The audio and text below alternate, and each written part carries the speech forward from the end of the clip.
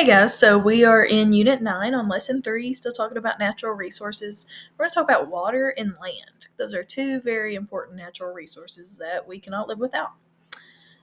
So water. There are more than 326 million trillion gallons of water on Earth, but only about 3% is total fresh water.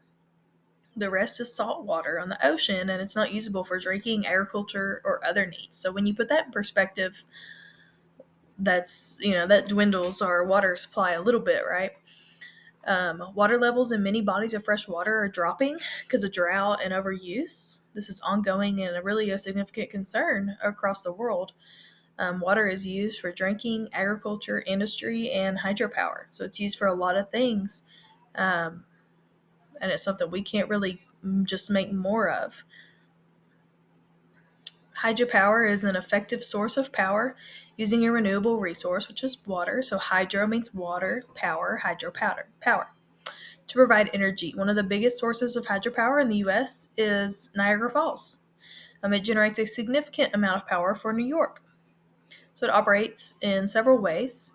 You can use a hydroelectric dam to harness the energy of a moving river. It's the most common. Wave power, where it's going to capture the energy from a wave. Or tidal power, where it's using turbines powered by the movement of tidal waters to generate energy.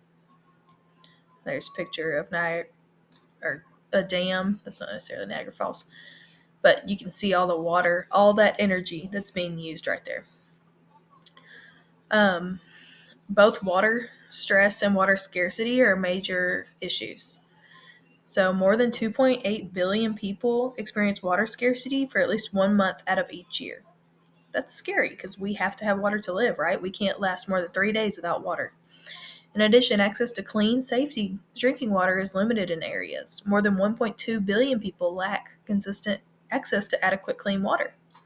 We kind of take that for granted here in the U.S., but there are several countries where they don't have access to clean water.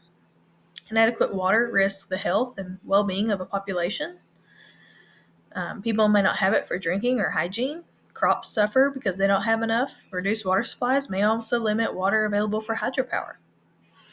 So it's really important that we conserve it. So you can start at home in agriculture, in the industry, because you see these freshwater supplies are dropping. They're starting to make all these new smart irrigation systems that reduce the excess water. They track water, introducing drought-resistant crop varieties that are tolerant, so we don't have to irrigate as much. Okay, so next is land. Fertile soil is another essential natural resource, and it's another one that's actually getting diminished. So soil is a habitat for not only our crops, but a lot of living organisms, small animals, all the bacteria, microbial life, fungi, all these things that have been around way before us and will be around way before long after we're gone. They rely on the soil, and they're very, very necessary to our life. So it takes approximately 1,400 square meters, or about 15,000 square feet of land to produce food for a single person. That's crazy. In addition, fertile soil is critical for the health of a forest. So land that's been used for construction cannot really be effective for ag use.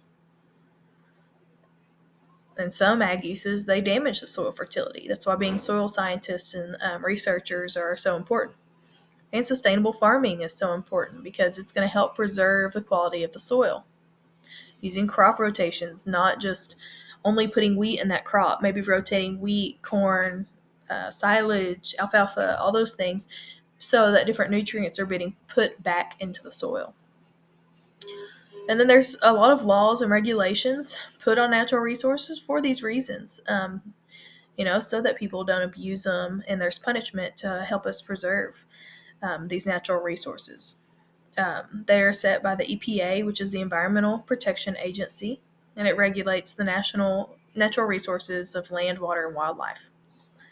So Teddy Roosevelt was actually the first one that came up with these resource laws. He's the one that designated a lot of our national parks.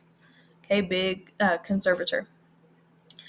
So, examples of environmental laws include those that impact natural resources, and they address like drilling for oil, mining, rivers, preventing or allowing forest fires. They create a balance between the industry and the people.